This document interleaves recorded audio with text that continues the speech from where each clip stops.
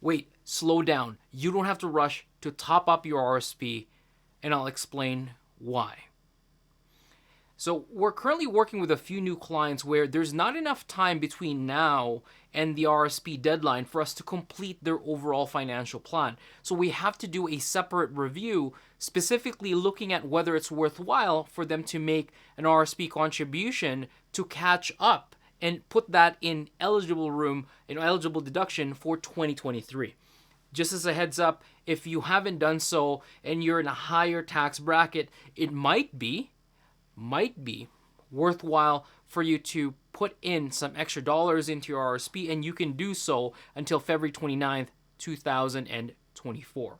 But for a vast majority of the population where most of this type of advertising is geared towards, it probably does not make sense to rush, to go out of your way, and especially not to borrow money to top up and max out your RSP room.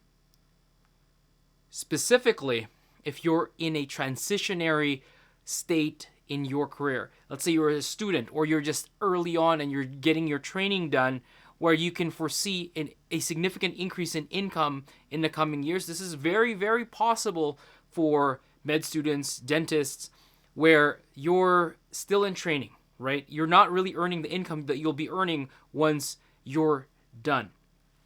And if that's the case, it makes a lot of sense to defer and save your RSP room for later. I'll explain why, but let me switch this view here so I can explain how this all works. Our tax system works in a marginal or bucket system, let's call it. So there's bucket 1, 2, 3. Let's just use 3 for now. Let's pretend that the tax rates are as simple as this: 10, 20, 30. That's not really how it goes. I'll share my screen to break this down. And let's pretend that the threshold for income that fills up this first bucket is $50,000. And then after that, from $50,000 or $51,000 or $50,001 all the way to $100,000 is in bucket 2, and in bucket 3 is 100,000 and above. Again, those are not the real numbers, but the concept applies. I'm trying to make this as simple as possible. So for an individual that is earning less than $50,000 in this scenario, their tax liability is $5,000, right? Pretty straightforward. Now, if they now earn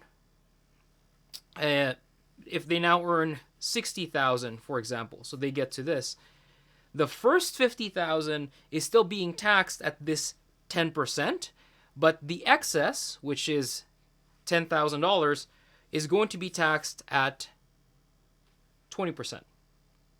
So that portion is going to attract $2,000 in taxes. Again, maybe that this example, the spread is too large, but this individual's total tax is $7,000. The first 50 was taxed at this much lower tax rate. The next is in the second tier or the second step. So just because you made it to the second tax rate does not mean you're paying 20% on all of your income. It still has to fill this bucket up first before you end up crossing over to this next threshold. This is important. So RSPs work this way.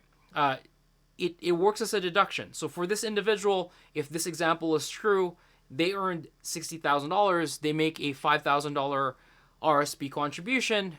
Their taxable income now, instead of it being $60,000, it's going to be $55,000. Again, that's still all straightforward. So what ends up happening in this case is by making and deciding to save into the RRSP,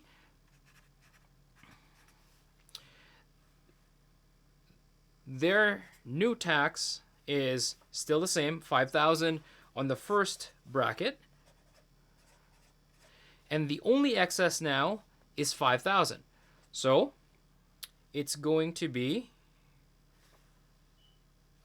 what did I say this tax rate was going to be?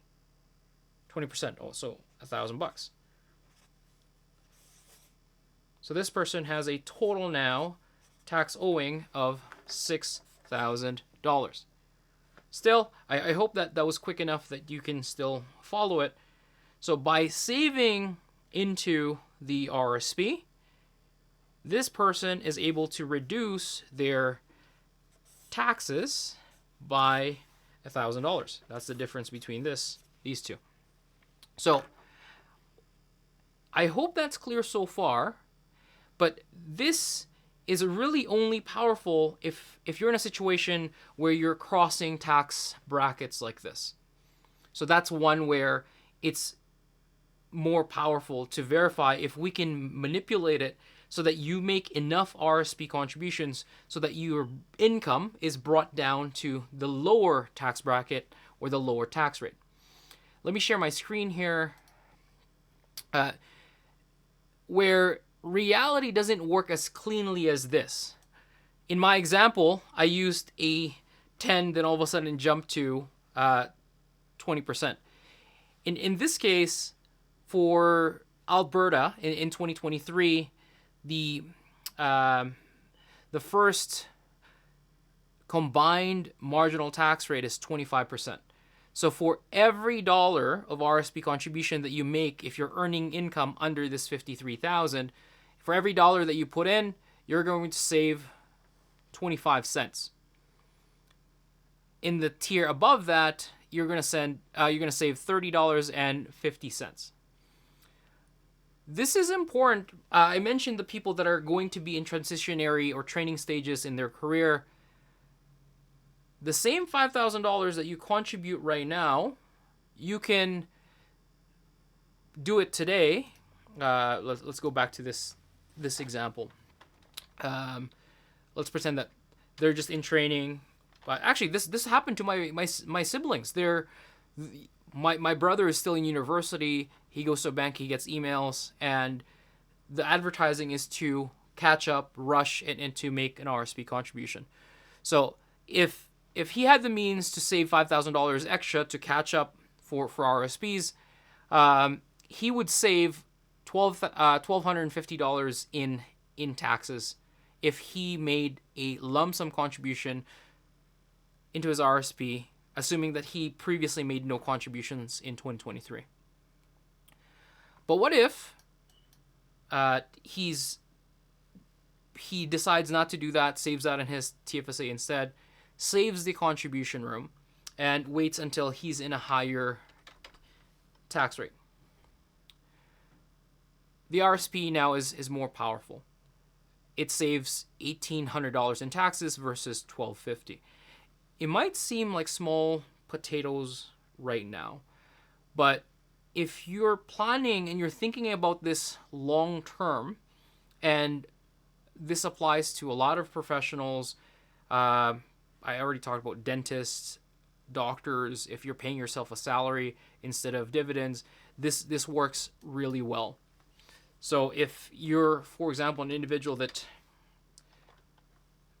earns this, you can see the difference in tax savings. In saving that RSP room, meaning you're not claiming the deductions until later, you could be in a position where, let's say you waited 10 years and you accumulated that $5,000 of RSP room. There's other ways to take advantage of that. But an individual that makes this kind of money and has the means to contribute $50,000 into their RSP, the savings is significant because of where they are. Look at this tax rate I just glanced over it earlier. But potentially, if an individual is in the that income bracket, it's about 43% of RSP savings. Of course, it's going to be blended as this individual brings his income or her income down to the previous tax rate. So this requires planning and a lot of foresight. So if you're in a transitionary period, or if your income is in the certainly the first tax bracket, the second tax bracket, maybe there's a reason to do it. If your taxable income for 2023 is in those levels, do not rush out to dump money into your RRSP just for the sake of getting a refund.